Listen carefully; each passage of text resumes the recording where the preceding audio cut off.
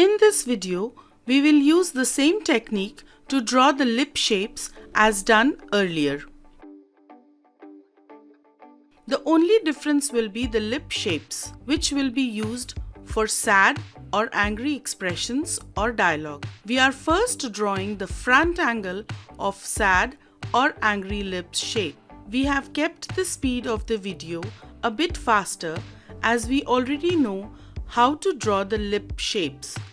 We will draw the shapes B, P, M, A, E, I, O, U, V, F, Z, S, L and N. Please see the video carefully.